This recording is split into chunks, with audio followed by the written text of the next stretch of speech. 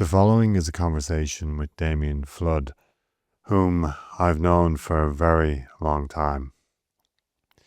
We went to art school together, actually 2 art schools together, and we even ended up painting paintings together at one point in this long winding road, being painters and artists and writers. We talk about lots of things, but really the main direction of the conversation is about the day-to-day in the studio, about destroying paintings, about finding beauty in the dark, about iterations and external factors, about the poverty of painting, and not trying to be Willem Sasnal. There's also a kind of mythology and nihilism in the work of Damien Flood, which we touch upon, and also how he looks at the world, even taking a small still from a cheese plant in that strange, moody film, which stars Nicolas Cage, Longlegs, and making that into a painting, but also making it into a testimony about the difficulty of sustaining a painting practice over 20, 30 odd years. I hope you enjoy. The way I've been doing these is just because it's just audio. In a way, I try to describe, or you can describe this image. It doesn't matter which way we go about this, and then maybe in some cases I've read out the text, and others I haven't, and it just really depends. But because we're working off audio, we have to give a lot more in terms of description. So I might just give a go at trying to describe, and this is the worst thing, isn't it? Because it's not a photograph, it's a painting. So I've been dealing with painting, or dealing with photography mainly in some of the conversations I've been having, and not with painting. And this is the age-old thing that we've always circled around, is that, it's so difficult to talk about a painting. Yeah. And maybe that's the purpose of it, in a way, that it's not to be talked about in some ways or described. I always find that as well when I'm reviewing painting exhibitions, like, to describe them is the most painful part of the text, you just want to kind of avoid that. So, like, the best way I can describe it, and I don't have the scale of this painting, but it reminds me of some of your earlier work, and that's why I said straight away, and was my first reaction to it. It's a kind of figurative abstraction painting. It looks like a tree or a stem with leaves. It has all that kind of grey tonality with those greens. And it has these kind of flares of colour, like orange, red, that are kind of bursting, kind of sunbursts in the background. And it has that gradient that it's like you've overpainted. So you've put down a ground and then you've overpainted with a kind of bluish kind of mid-tone. And it has that kind of quietness around it, and it's very subtle. It's framed also, and the frame looks quite handmade. It looks a bit buckety, and it looks quite small. It looks intimate, and I can even see bits of, I don't know if there's splinters or threads at the edges of it, off the frame, and yeah, it's quite a peaceful painting. It's split down the middle with this stem or this trunk. And yeah, it's tonality. It reminds me of older paintings like Corot or something like that. It has a kind of tonality that isn't modernist in a certain way. It's much more from the past. And I even dug out your book, actually, Counter Art. I think you call this Counter Art. And I had this on the shelf, and I was kind of looking at it in relation to this, the front cover. And I know you've made paintings like this before, and these are much more slashy. The brushstrokes are much more slashy in your earlier work. It's much more, and you're painting over and over and over. and whereas this is much more subtle in a way. And I might just read out the text so you don't have to. So it's short. Um, so make sure I'm recording. The image I've attached is a painting I made over the Christmas break. The last 2 years have been odd, to say the least, and included a lot of reflection. Art making for me has been a constant and a necessary activity. 2.5 years ago, I had to make a decision to step back and take on full-time employment and reduce my studio time to the bare minimum to get a mortgage. This made me reflect on my practice, my desires, and what it is to be an artist. Was this the beginning of leaving the art world? The desire to make stayed true, and the distance from the studio created an odd sense of freedom within my practice.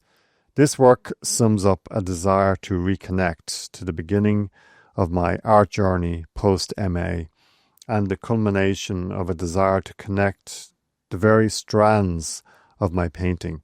For me, it also signified a clarity. It's interesting, there's so much in that, and I was trying to parse it out and break it down because you mentioned post-MA, you mentioned Christmas. There's a weird thing you talk about, the distance from the studio being an odd sense of freedom within my practice. That's a really kind of, and it seems really honest and sincere. It's not an artist statement. It's very much about. But I think for so long I've been trying to get away from the artist statement, get away from the doctrine of the MA, of the college, of the kind of, force fed academia throughout Ireland. It's just kind of, I find it kind of sickening and kind of kills art a little bit. And I don't think it's like, I'm not saying it's not necessary, it is, but I think, artists kind of feel that they need to sort of embody both sides. And, I think they do, but they don't, they don't need to kind of like, be in it as much.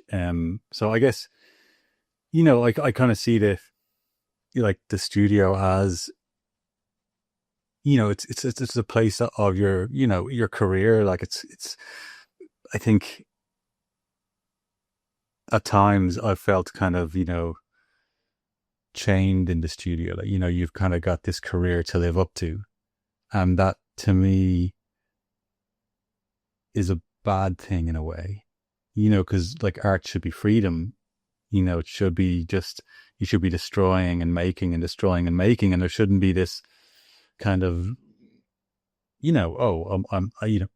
how's this show going to be received? Is there going to be any sales? And these are really dirty words in Ireland, especially. They're kind of not as dirty in, in other parts of the world. But I think, there's a very sort of, I don't know,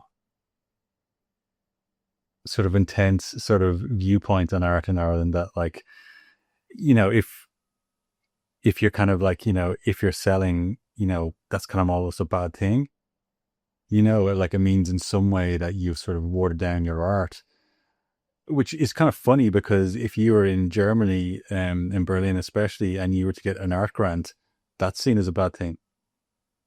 Like that's seen as kind of like, what you're not good enough, that you need funding from the state. Where in Ireland, it's like, oh no, I'm thoroughbred artist. Like I'm fed by the state. It's like, it's kind of a really weird kind of flipping of it, and maybe that's because, the type of art that traditionally sells in Ireland is this more, sort of easier to digest work. It's maybe not as sort of, I know, hard edged, but so yeah, I mean, I guess kind of, yeah, it's a kind of strange statement to say sort of freedom from the studio, but I guess it's that kind of thing where you're forced to step back from it, so you just sort of re-engage with the studio in a different way. So you're kind of, I don't know, you're able to sort of maybe see the studio in a different way, see what the studio is to you, and I guess there's kind of moments and times where you sort of feel that this isn't your space anymore, that you're kind of just visiting it, or, you're popping in and it's a different life. Like, you're sort of looking back on the past. And I think, we're always looking back in the past anyway. So, but I think it's a strange thing that, like, I guess reasons why, like, you'd sort of look at sort of, I guess, your time in the MA and just post MA. And I think it's because that was like one of the more free times. Like, the economy had completely collapsed. There was nothing out there, but there was so much excitement in the art scene. Like, we were both new to it. So we were like, high as kites running around thinking that everything we did and said was important, So, but it's just such like a lovely space to be in, like to actually feel that, everything you're doing is important is just fucking brilliant. And, I sometimes meet recent graduates like that and their eyes are so bright and shiny and you can just see they're buzzing and you're like, it's a beautiful thing. Like, it's always hit with a tinge of sadness because reality will more than likely crush them, in the next kind of, like, I don't know, 10 years, like, oh, yeah.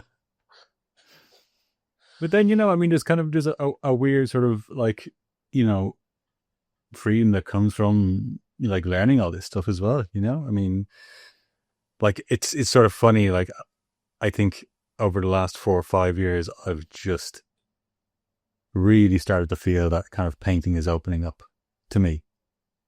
Like, that I've kind of hit on stuff that I'm like, oh, that's actually really interesting.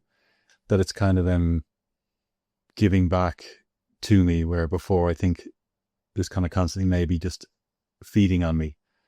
So I think it's kind of, yeah, there's a sort of a flip around. And I mean, this image, I guess maybe I should kind of go back and sort of unpack that image. I mean, that you started to describe.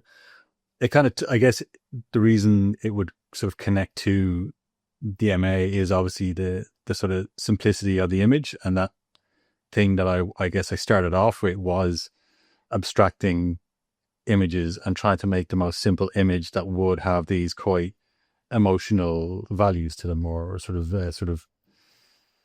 a limbotic kind of feel to them, that they would open up and would not really give any answers to what they were. So that's what it kind of looks like. It could be a tree, could be a shrub, could be kind of, a leaf. And it's one of those funny things. It kind of, it actually stems from this weird thing that happens to me every 2 to 3 years. This bubbling up inside me happens where I'm just completely drawn back to representational painting. And I kind of, there's this weird internal narrative that kind of goes, maybe this is my Guston moment where I go back and crack representational painting wide open. Because I kind of, as you well know, I walked away from representational painting because, quite frankly, I couldn't find a way to sort of deal with it. I couldn't. I thought it was dead, like, absolutely. And, story of my life, like, about a year or two later, it just explodes everywhere and people are fucking nailing it. Doing really amazing stuff. And I'm like, shit, how the fuck, what?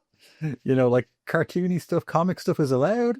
Like, So, there's this tiny bubs uppies that maybe I can kind of crack that back open and, have this sort of pivot in my career and everything comes together. And I started that again last September, and they're just absolute dog shit. Like, they're terrible. Like, they were like really bad little I was like tiny little paintings I was making. And my obsession with movies as well, they're kind of based on these abstracted movie images. And they're all shit, like, they're terrible, and would have, thank God I scrapped them because it was just destroyed. And the show I hadn't really read would have been terrible.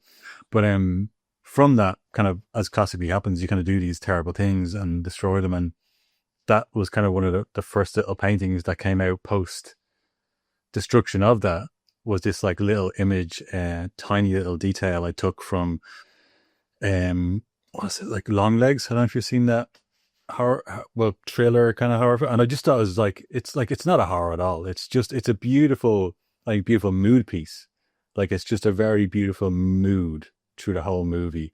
And there's a scene where I think they're playing that she comes home and I think she's like watching TV or on the phone or something. And there's just this little, I think it's a cheese plant in the background, and it's totally out of focus. And that's what I photographed. I was like, that's it. Just the shapes, just these beautiful shapes. And I was like, okay, that's absolutely it. Like, and I just painted it, and I was like, okay, there's something in this. Now, it's the classic monkey on your back thing. I've been kind of chasing that image now for months now, trying to find it in other images. And yeah, some are successful, some are failures. And I've kind of recently repainted that image a couple of times. And I've never really done that in my career, where I've kind of just actually repeated images.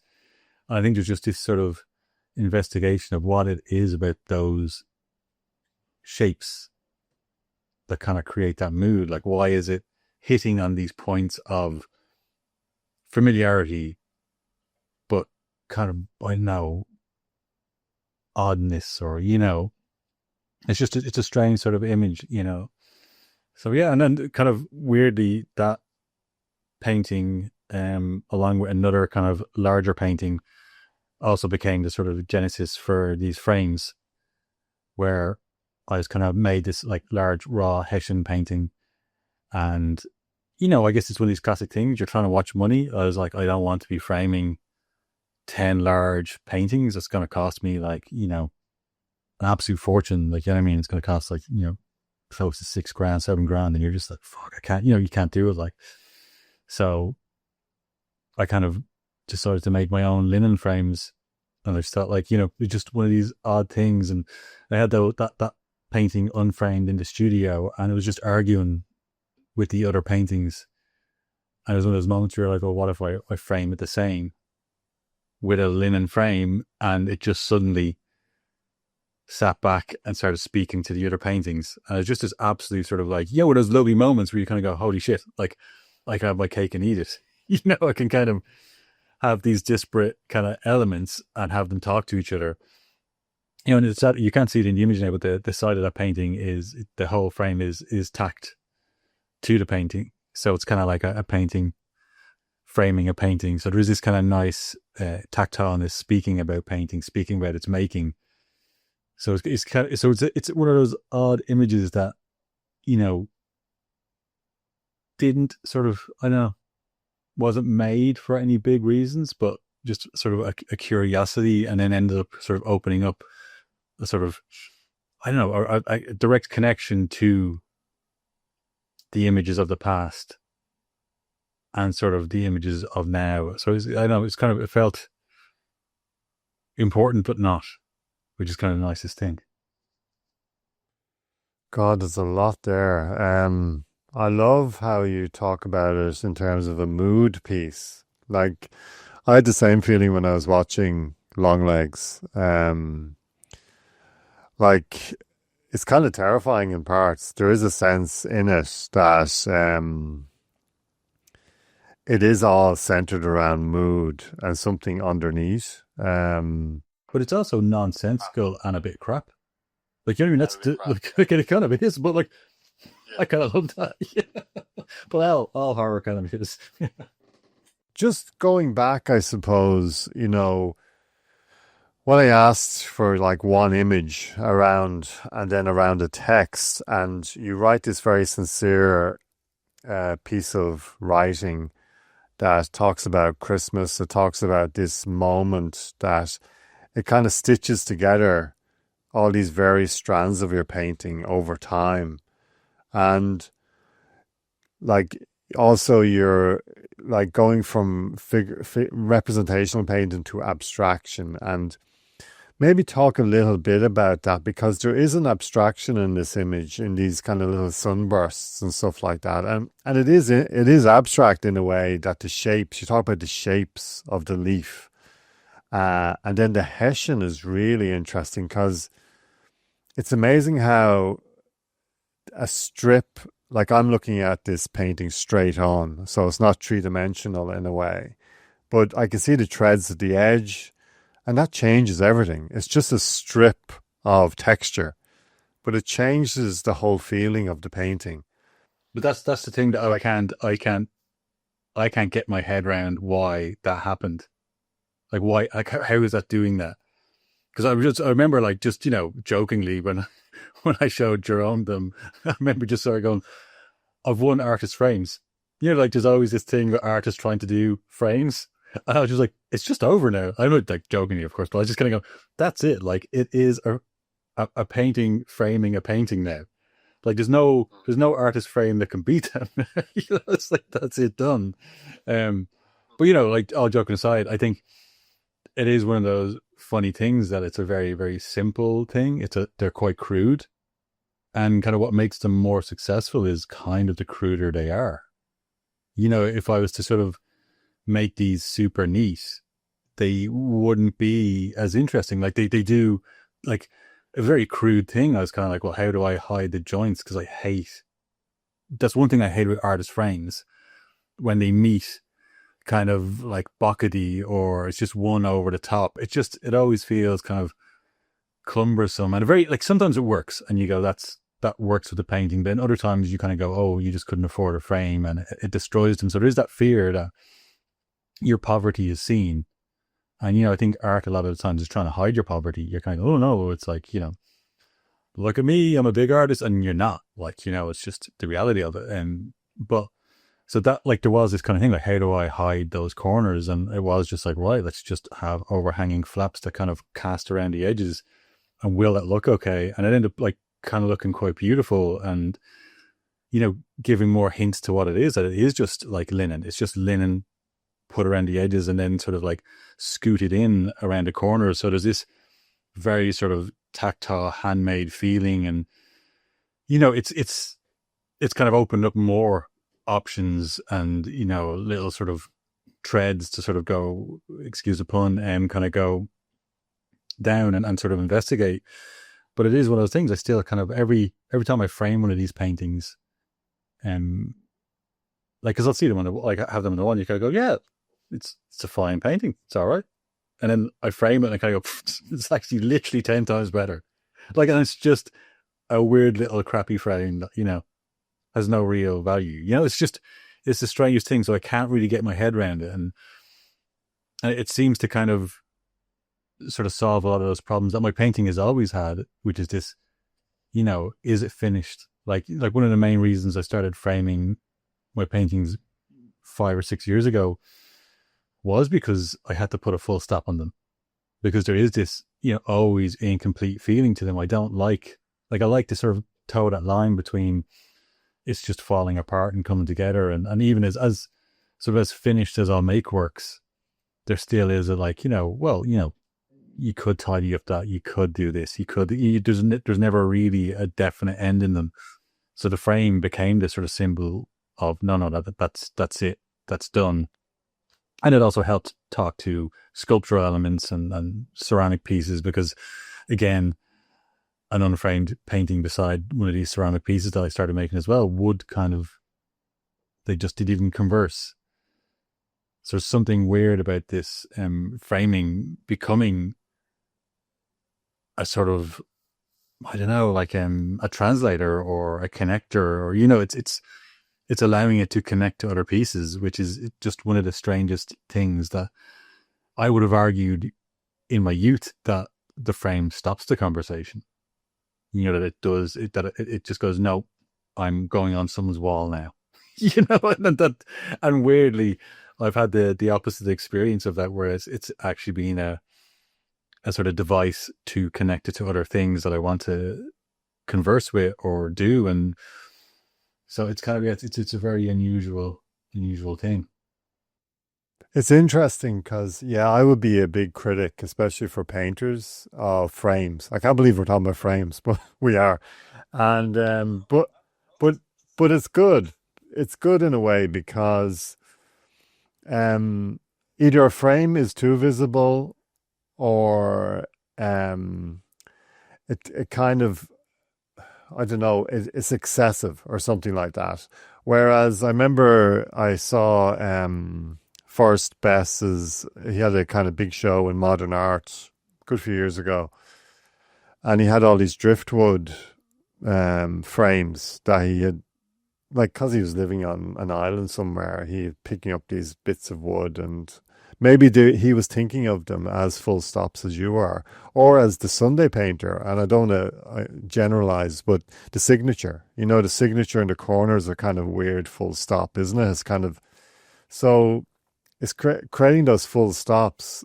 Like this image of this painting that I'm looking at here, it feels very complete.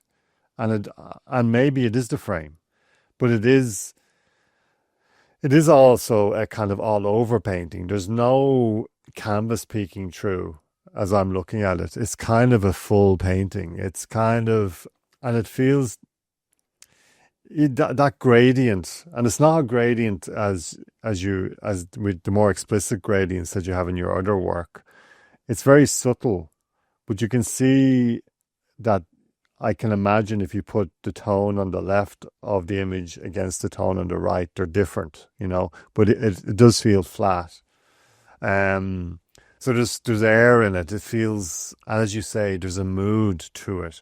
I love the word you use, poverty, this idea, because it does feel, and it's that real, those small details of the threads coming out, and the overlaps of the hessian. They create this kind of poverty, maybe, in the image. And then this whole idea of, I've always wondered about painters, like what image deserves to be painted, and you're after kind of pulling this image out from a still, from a film that you think is kind of crap, but Well, no, I don't think, no, I don't think the movie's crap, but I think that there is a weird, like, I think it's a beautiful movie. Actually, I loved it. Like, I really enjoyed it. Like, I think it's a stunning mood piece, but it's like, it's one of these, I think it's an oddly generous movie. And like, I think it's a bit Marmite as well. I could totally understand what I mean by a little bit crap is I can totally understand why people would hate it, because it's got your classic Nick Cage overacting. He looks like some sort of rotting balloon version of Michael Jackson. Like, it's kind of like really strange. Like, there's a total Michael Jackson element to it. Like, I'm just waiting for him to go, hee hee. He's like, he is kind of a weird child molester. Like, it's just like, there's so many elements to it, but then around it is just mood beauty. Like, it's just like the scenes, like the towns, there's kind of, there's such a weird perfectionism in the sets, in the sort of the areas chosen, in the suits people are wearing, especially when the protagonist goes home in the evenings. Like, the lighting is stunning in the houses. Like, it's kind of one of these ones you kind of get drunk on the imagery, and those weird moments kind of work really well because you kind of forget kind of this other more frightening element to it, and then, like, kind of jumps off into these more sort of mystical kind of sort of strange areas. But like, I really love that. I just think kind of, I just be one of these people as well that, like, I can love things and still see their flaws. And again, that's probably a painting thing, that, like, I love painting for its flaws. I don't, perfectionism is so boring. Like, it's kind of just, what's the point in it, and I think that kind of stems back to sort of like painting. You want something that's not complete, and when you're choosing images, you want something that's not complete because you need to be able to sort of add to it and still not have it maybe be this, like, this thing of totality. And maybe that's kind of what the frame gives to that painting as well, is that the frame has a kind of poverty and a roughness to it that stops it feeling so utterly complete, because the painting is very, very definite. Like, and it was a very kind of methodical painting to make. Like, I sort of knew the stages in my head that I was doing, and that kind of I can't remember, things like dark lake hooker green or whatever, that super dark green is just a green that I've been obsessed with for years. And it's kind of like these paintings are almost like a homage to that sort of color, and they're very, it's sort of meticulously painted, like slow brushstrokes where you kind of get to enjoy the brushstroke. And I never really get to do that in my paintings. They're usually a little bit more kind of beaten and tortured. And it's kind of a painting like that, like, and the series I've kind of made around it is that, I do get to have those little small moments where you kind of just get to sort of push the paint down and just enjoy it, like, watch it kind of like be, and allow those brush marks to be. So I think a lot of the times, in painting, especially larger works, you're sort of going, oh, I got to calm that area down. I got to bring this area up. I need to put texture there. I need to pull all the texture out of here. There's always that element of sort of destroying it. There's a painting in my studio right now, and I was kind of leaving the studio yesterday, and I was like, there's this kind of like strip in it that I've been working on for a while, and I was like, oh, I'm gonna have to end up getting rid of all that. Like it's too much noise, and and that's usually what painting is for me. Is this like a battle where you're kind of bashing your head against a wall for months on end, even into the sort of years. You might be a year or two smashing your head against a wall on one piece. And but these sort of smaller ones, they're done, and they are. And I think it's actually that thing of just allowing myself to make these paintings that I just actually enjoy making. Like just from beginning to end, it's just, there's no struggle. You're just like, it's about that kind of enjoyment. Now, there's ones that don't work, and maybe that's the frustration, but they're not as tortured, and I think that's something nice. Not everything has to be a complete struggle. I say this, but like, my head is tortured about trying to find other images that would work, so there's a different pain, but it's not on the canvas for once, which is nice. So, like, was this painting then because you were going through a period here of reflection and thinking about the past, and then even moving in terms of like looking at your finances, and the idea of moving house at this period of your life, and then this painting comes along? Like, I always wonder, like, when you go into the studio to make paintings, are you going in to make the next good painting, or are there some days you just go in and I'm just going to paint today and it just happens? Or is it all about, because you're with a gallery, there is a kind of, I wouldn't say a pressure, but there's an awareness of an outside world that, people may buy your work. You hope they will. And, there's this, like, when you go to the studio, some people go to the studio and they talk about, I've asked painters this so many times, and like, why are you painting, and what do you get from this thing? And if you don't have a gallery, you're doing it for different reasons. If you're a Sunday painter, you're off on the weekend. Everyone has a different motivation. And I wonder about you, like, you're putting a lot of emphasis on this painting as containing a lot of your reflection over being an artist in the world, I don't know, it's that whole thing about making the good painting, or making the next good painting, or being the next Guston. Well, I guess maybe I should clear that up. I guess one of the reasons I chose that painting was that it was that kind of classic thing where it came from, serious failure. It came from the end of like 3 months of trying to make these other paintings, where I was like up against the wall going, no, I guess I knew I had a show coming up in Green and Red, and I didn't want it just to be 5 large paintings and 3 medium paintings. Like, I wanted something, and I knew, again, I guess I knew I didn't have any time to make the ceramic work. So that's something I knew I kind of had to pull back on, because it's just so labor intensive time wise. As in painting, I'm very lucky in the fact that, like, I don't know if it's severe ADHD or what it is, but how my brain works is that I don't need massive connectivity to make work.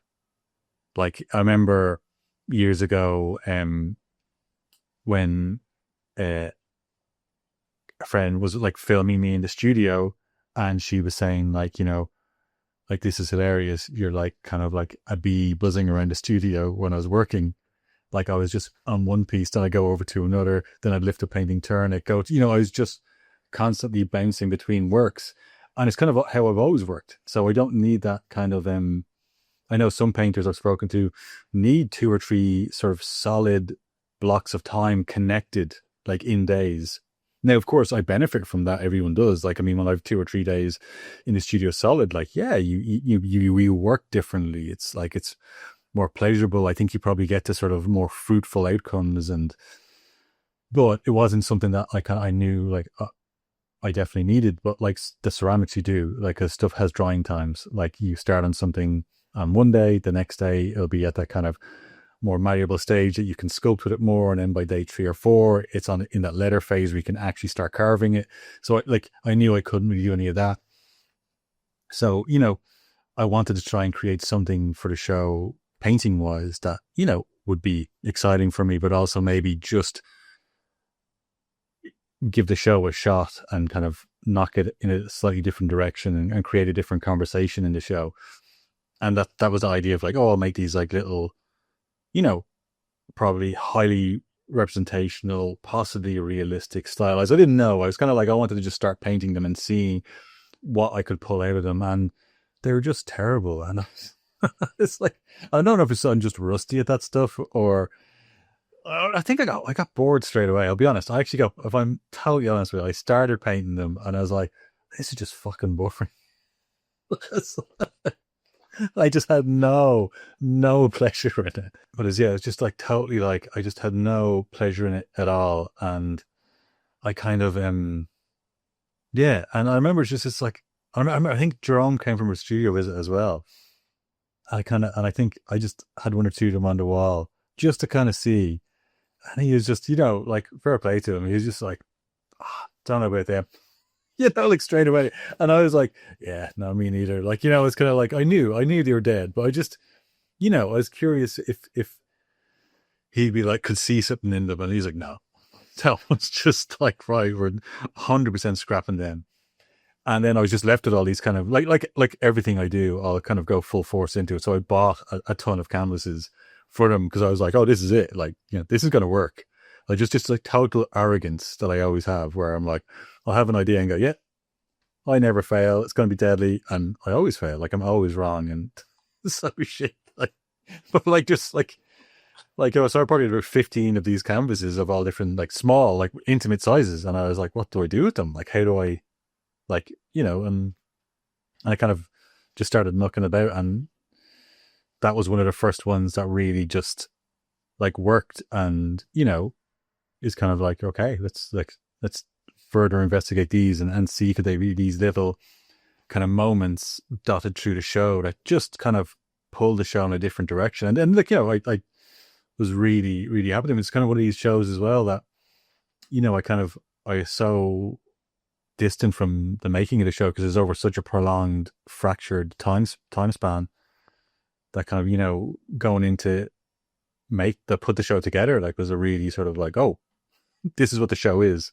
I know I generally don't really have a massive plan, but there's usually something abstract in my head that I'm like, okay, it's going to be this kind of thing, and this is very, very different. I was kind of like hadn't got a clue, and so it was kind of it was like I guess that painting is more so just the thread, I guess.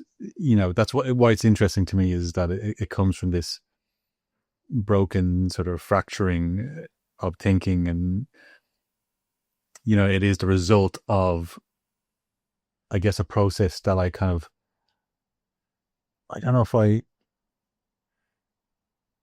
know that I have that process or allow myself to kind of know that I have that process, that I will start and fail dramatically and then have to start again, because it's not a nice thing. Like that type of failure is not nice. I mean, I'm happy to make a painting and, be like, this is the best painting in the world. And then come in the next day and go, fuck, that's shit. Like, that's such a bad painting. What was I thinking? And just erasing it. I think there's a total addiction to that I have, where you've a painting and you just go, I'm just going to paint right over it. There's a freedom in that, and a sort of a rebellion that I always really love. But when you've started like a mini project in your head and you think it's going to really be like this super exciting, bigger than life thing, it's just total crap. I've done so many times, and it's always around that area of my unfinished kind of sort of, I don't know, battle with representation. That like I just have like, I come from it, like it was such a big part of my journey and how I learned to paint, and I just couldn't do it. Like it was just... It's a mad thing. Like you just listen to you speak there about representation and abstraction and how we take these leaps of faith where we like, and it usually happens when we think we have a really good idea, like a really, really good idea. And we go, and it's actually, it kind of, it becomes concrete in our heads that this is the new approach and it's going to get me out of this bind and it's going to change things up. And we all have these, I suppose, examples that, you know, Guston was brought up earlier, but there's always these examples in painting that changed their style or whatever, changed or went back to something that seemed relevant to the time. And like, it's interesting because I think like it's a real fight. Like I was listening to you earlier talking about your studio, and you know, there's that phrase, you know, like when a prisoner falls in love with their cage, and it's kind of sometimes I think we get into this habit of making work, whether we're painters or photographers or whatever, and we get very comfortable in it. And when you talk about these paintings that you made, these representational paintings, and I remember you as a representational painter first, and then you went into kind of abstract representation, and it's always been between those two poles. Um, so I just wonder because we don't like when we look back in the past, and I've been looking over your work from the past. And it's really difficult to see it in the present, and that's why I'm always interested in painters in particular because they're taking this stab in the present with a paintbrush, and they can't really see it themselves, and they figure out scenarios whether it's a frame, a Hessian frame, or a walnut one, or whatever it is, driftwood off the beach, whatever it is, and they try and kind of finish it off in the present, and oh, that's it. But they make a commitment to that way of painting at that time. But they can't really see it. And I don't think others can really see. Others may see it more clearer than the painter. But there's something about being a painter in the present. And there's a vitality to that that's really positive. And I always wonder how a painter can be self-critical in the moment. They could, like your representational paintings that you did recently. Maybe I know you've probably destroyed them now, but it's kind of yeah, it's a weird one, isn't it? Like 10 years time, you look back, and if you one of just appears, and you go, God, it's very like I find it is a very destructive process being a painter. Because you can, it's like when you wake, you said earlier, I've made this painting in the evening, I have to finish up. I come in the next morning. I think it's good the previous evening. I walk in the next morning and go, what was I thinking? What has shifted? Well, I think kind of there's an addictive quality to painting, and for me anyway. Like I would often say that, you know, I speak about kind of being an artist and a painter as kind of being sort of like a drug addict. You know, you get high from it. You know, there's a gambling element to it as well. Like, you know, all the worst qualities in life, I think, are kind of inhabited in many ways in it, that you're kind of addicted to it. You get high from it. And criticality, I think, is, you know, it's there in some ways. I think it's maybe the quiet voice in your head is the proper criticality. And I think that can see to a degree what's happening now. I think the loud voice can't. The big dumb guy driving the truck, he can't see shit.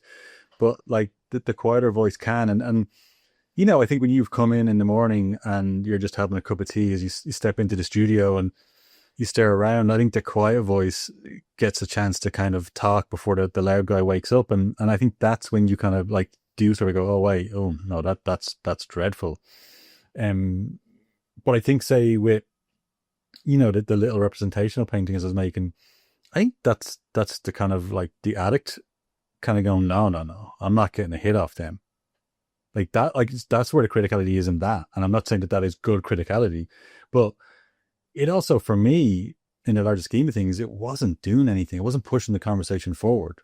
And for me, like, you know, it's like I think everyone has to have their own definition of what art is, and they should be allowed to have it. And so this, I'm not speaking for other people, but for me, when painting is art, it's pushing the conversation of painting forward.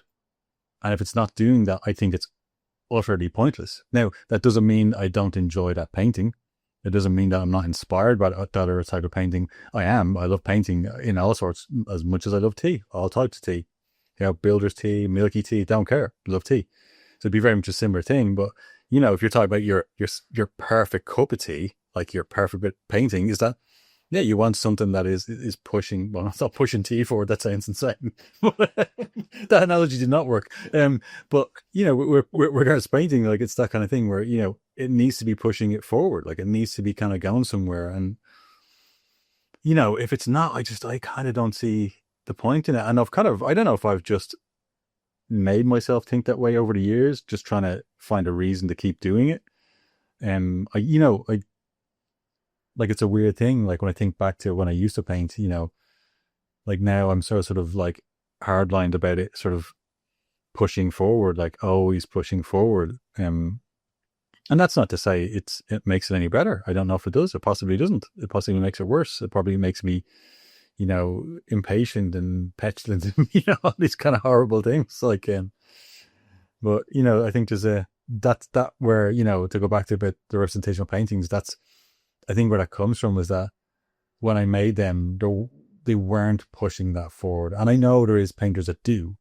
I'm not saying that representational painting isn't going forward. It definitely is. And, there's some people out there that are just nailing it, and I'm like, fuck, like they've got it. Like they're able to push it forward. That's, I don't think we've seen the end of any types of sort of painting going forward. Like, like I'd never rule out a style or an area of painting.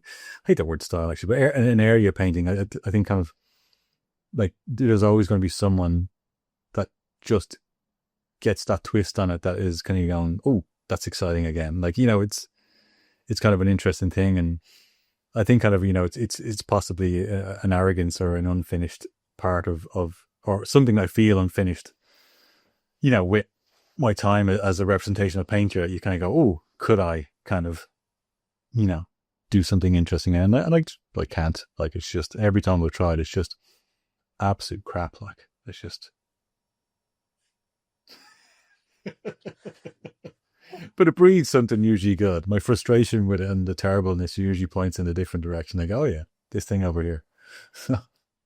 Just listen to you speak. I'm thinking about, like, because this painting I'm looking at, it seems it's a positive work. It's something that has positivity in it, even though the text you wrote around it has positivity in it, but it's because it's a transitional painting. It's something that gave you energy, hope, whatever it is, to push through a certain reflective process. And like, I suppose I'd like to talk about positivity, because you talk about mood as well in painting. And like, you wouldn't be doing the thing you're doing if there wasn't positivity in it. Like, do I sound like I'm not positive? I think, no, I think you're, I don't, like, it's a weird one. It's kind of, I think your paintings are positive. I think when you finish a painting, like I find this painting here positive. There's light beaming through it. It's not a dark painting. It has hope in it.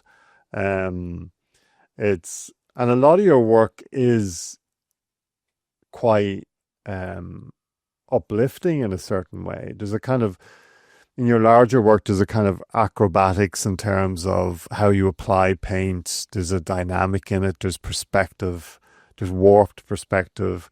Even one of your first, this publication that we were looking at earlier, like Counter Earth, there's something vibrant in it. I think there's something vibrant in how you use paint. And I've heard people talk about your work, even students that I have in Gorey, and they talk about how you use paint. Like, it's dynamic, it's always trying to, whether it's the thickness, the thinness, the gradients, the brush strokes, the squeegees, you're bringing all these tools and trying to break it most of the time, but then trying to bring it back together again, or something.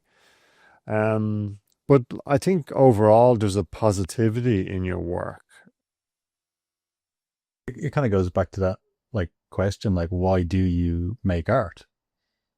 Yeah, and for me, it always has been a way to understand the world. And I don't mean that like in a sort of like, oh, I made this painting, now I understand this thing in my life. It's not like that A and B. Like it's more so like, when I go into the studio and make work, it's a positive experience, even in the sort of difficulties in it. Like, and I always come out much more centered and clearer headed. And it's this kind of weird thing. Like I know, like I remember someone saying to me like before, and she said to me a couple of times, "Oh, you're very prolific," and I wouldn't be. I'm like, I'm not. Like I don't think I'm prolific. I'm consistent. Like that's how I work. I always work. And I don't mean that in some big grand way, but like I'll always be in. You were like, tell me like, why'd you go to the studio? And it's like I go to the studio because I must.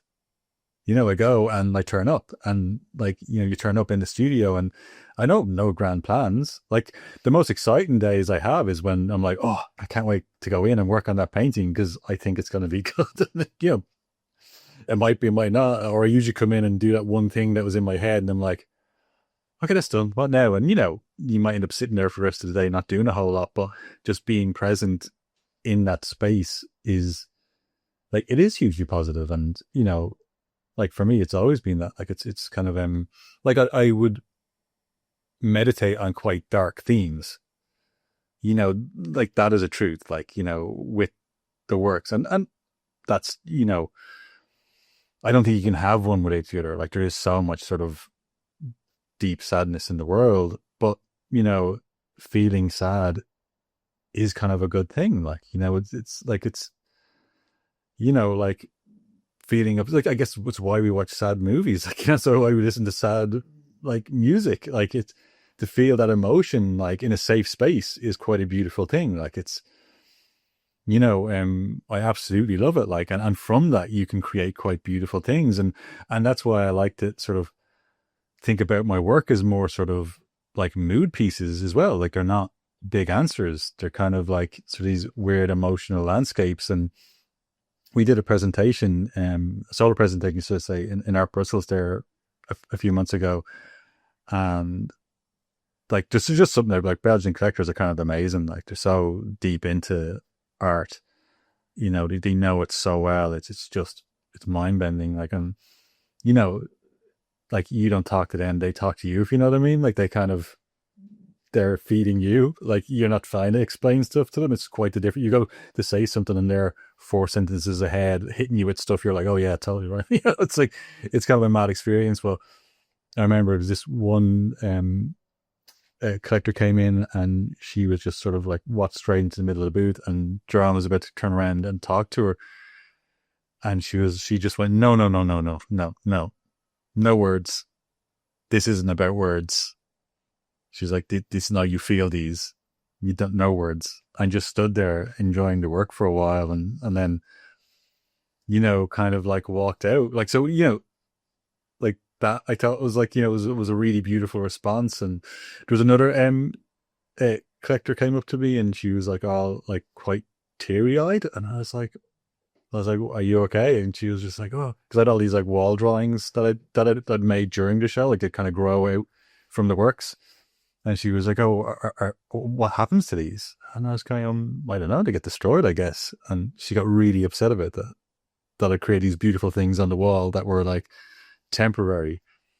I was sort of saying to her, like, but that's important. It's important that they're temporary. Like, not everything should be permanent. And it's why, like, in my line of work, I end up getting into these very heated debates with conservators. Like, because I love the idea. I remember years ago thinking I wanted to be a conservator, like just as a line of work. And every conservator I've met, I've kind of had totally like polar opposite views where they want to just hold on to everything forever. And I'd be like, no, no, no. It just, there should be a point where it's allowed go and disappear and not be here anymore. And I guess these are the kind of thematics kind of in my work. Like I'm quite obsessed with that sort of idea of erasure of stuff disappearing, and and that cycle of life. But I think that's quite a normal thing. The older you get, just the more you sort of that stuff comes into focus. It's it's really like, yeah, no, like this idea of mood is just so important. It's one of the things I hold of the highest value when it comes to painting. Isn't it kind of a dirty word? Like, I think like if you to speak about mood or honesty or any of these things in like maybe more so in Ireland, I think again this is the hangover of the period of time that I went through college, where these words, like, you were chastised for using them.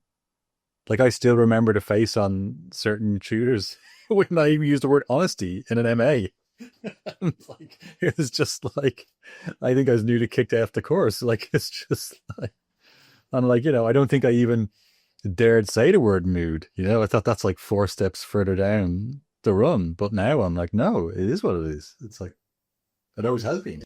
Yeah, it's one of the first questions I have for painters, and I wouldn't have it for photographers actually.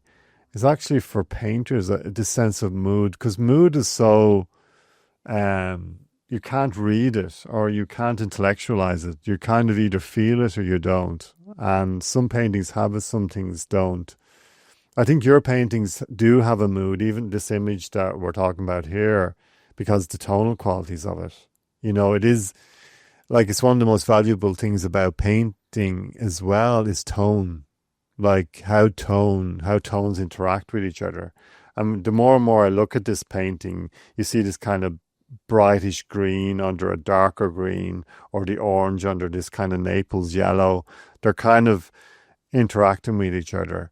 So kind of tone and mood, these are just so important in terms of how you appreciate painting and feel it in a certain way. It's also something that connects to seeing it in the flesh, though. You know what I mean? In that, like, it's that kind of extra level on top that you get to kind of almost like a really good painting interact with it. You know what I mean? You get to kind of look around it and see it in such a different way.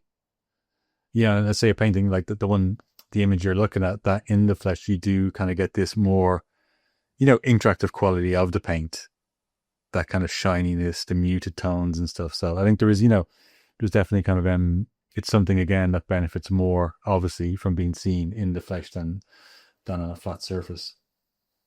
Like when you reflect back over all the paintings you've made and all the different transitions into abstraction and representation and all these kind of processes that you've went through, like, how do you look at that, like, journey, for lack of a better term, like, through painting? Like, do you see moments in it? Because this painting is a very reflective painting.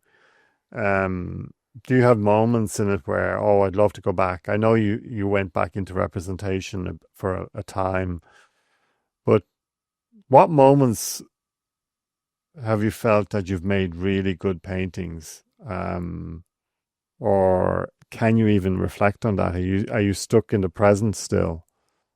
I think I'd be, there's a big part of my personality that's a scavenger, and I kind of, I'll do it to other painters, and I kind of feel bad. Like, I'll go see a show, and I feel like, a good show, I'm kind of feeding on it. Like, I'm just like, I'm kind of, gonna nick that. It's like, ooh, that's quite nice. And it's terrible. But like, I hope other painters are doing it to my shows. Like, that's what it's all about. It's all this kind of iterations, isn't it?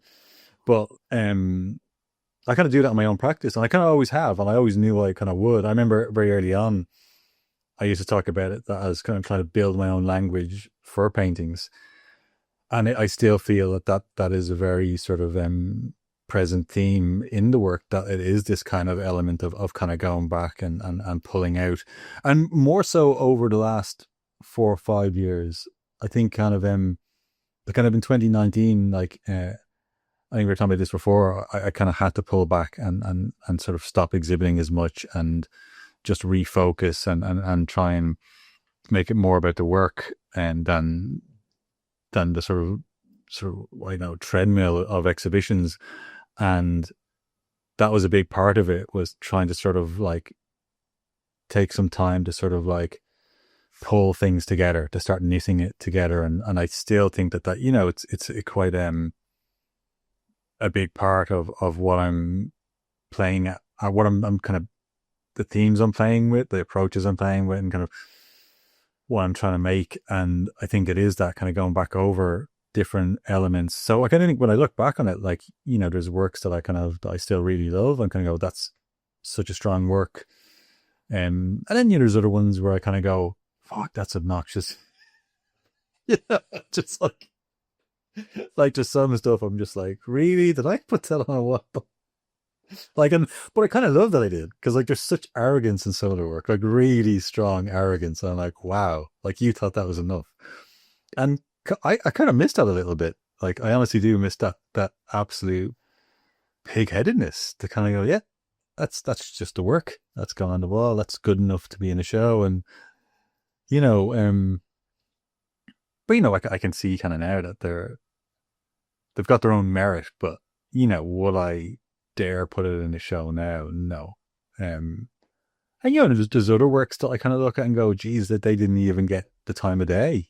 I just made them and plowed on, like just went straight on to the next show. And because there's always these works that happen in between shows, and if you don't go into sort of a group show, or just if they don't go into a group show, that's kind of it. Like they generally are lost to time. Like they end up like in this weird pile, or get painted over, or they might randomly end up like being sold like to some collector, because they come across the work in the gallery and go, oh, I really like that, because Drome shows it to them or something. But it's kind of mad. Like there's certain works that just get lost and don't get their time out there. And I don't know what difference that makes, because I don't experience what the viewer experiences. So I don't know why that's an obsession with myself or any artist, but it is. I wouldn't be shy in that. I want my work to be seen. I want it to be interacted with. It's a huge part of why I make it. And I think I admire artists that can just go into the studio and just make without an endpoint. But for me, I've kind of always needed an endpoint. Be it my own show. I'm not saying that I need gallery representation, although it's a massive part of being able to keep going. But I mean, I'd have to have planned a show. I'd have to go, okay, I'm going to rent this space in town a year from now. I would have to have that in my head, that I'm making something that is going to come together as a show. I wonder, I don't know. I kind of feel like I couldn't just be in a studio painting with no end result. I think that would drive me crazy. And, like how important are sales? Well, I mean, that's a big, dirty area people don't like to speak about. Of course, they're important for financial reasons, but for me, the work going on to collectors is sort of important for freeing up space in my head, because the works live there. Like, and it's kind of crazy. I remember it would have been maybe 2016, 2017, or maybe a bit before that. I can't remember, but I remember it was basically when Green and Red had to move, and like tons of work came back to me, and I destroyed, I think, anywhere between 100 and 150 works. Like, just destroyed them. Like, it's insane. Like, it's insane.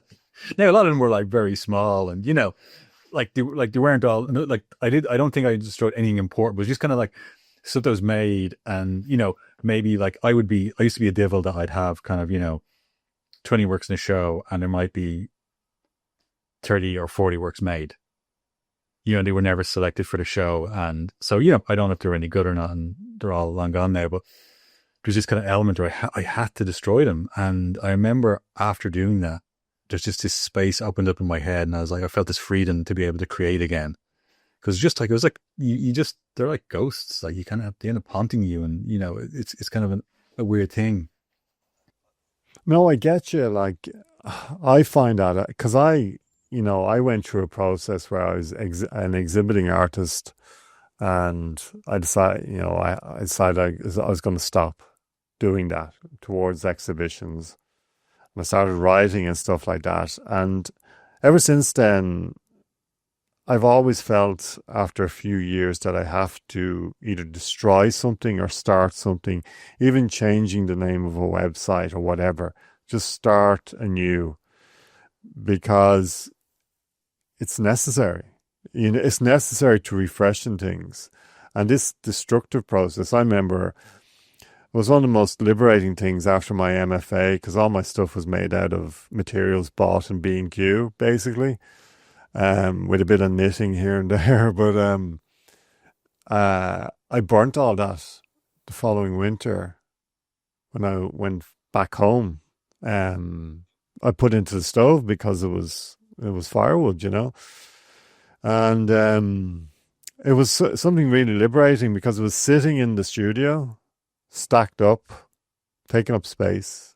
And then I changed immediately after that. And I wonder, yeah, this idea of the whole idea of the prisoner loving their cage and stuff like that. Like the external world always brings in spanners to kind of, break up a habit, you know. And we've, like, especially when you're in the game, as long as you have been as a painter, there's been external, forces that have changed the direction of your work. But there's also been a consistency in how your approach. Like you talk about, even in this text, you talk about how it has been constant and a necessary activity. Even though all these forces all these external forces are playing out, you moving house most recently, you continue to paint, which, yeah, that statement is very sincere. That's why I felt this text was very sincere, in that you're speaking a lot of truth in how you look at your own activity. Yeah, but I think it's kind of one of these, like, because I guess the last few years have kind of brought up this eternal battle, like with feeling like an absolute failure, like feeling like a societal failure more so than anything, not so like, I mean, yeah, as an artist, of course, like, Jesus, you feel like a failure every second or third day, like it's just a natural part of it. I think, people might think you're confident or you're what, but no, like I can't imagine. I think only bad artists are that kind of confident, because like you have to be riddled with self doubt. I think it just doesn't make sense otherwise. But also extreme ego and confidence, this weird melting stinky pie of madness. But what I think, I guess kind of. I guess the whole kind of mortgage process that just dug up all this horrible feelings of failure, like just kind of like having to open yourself up to that type of process and that type of craziness. And, and I'm not lucky enough to be from money, like no shade on people that are, like, fair play. But, so it's like, it's probably like, a whole family thing, we've kind of like, very kind of like working class kind of like family. So you kind of, you kind of open yourself up to all this kind of like crazy things that, like, there was no one went like, geez, I think I was the first person at the college in my family. So, there wasn't this kind of thing of like, oh yeah, go be an artist. And then my parents were insanely supportive, too supportive. They shouldn't have let me go to art college. They should have sent me to business school or something. But, it's irresponsible of them. But, it's that kind of thing, this process opened up all these old wounds, I guess, that I kind of maybe sort of over the last, 5 or 6 years, it kind of healed a bit. I was going, okay, no, like I'm doing this and it's fine and it's okay. And, we'll survive. So, but it opened up all those weird wounds again. And so it's a strange kind of element of that kind of feeling of sort of failure and, like, what is it? Why be an artist? Like, what is that? Like, what is the point in it? And is it accepted? Is it a thing that we kind of, as a society, kind of value? Like, it's a strange time. And I guess that's the thing, with the text that I kind of was like, sort of hinting at, is that kind of thing of that sort of doubt and the financial instability of it all. And, is it a necessary part of you? And, it turns out that I had to ask that question very, very vividly. And, sadly it is, because in many ways I wish it wasn't. Like, I wish I felt enough without it. You know what I mean? I wish I felt enough to just go work a job and be happy. And Like I'm not at all. There's no way I wouldn't be. I'd be, I think 3 months off the paint and I'd be an absolute freaking nightmare. Like I just would be intolerable. You couldn't live with me. I think my criticality would focus on the world around me. And I think that's something that I've sort of realized in myself. Cause I can be an absolute critical prick, like about anything. Like it doesn't matter what it is.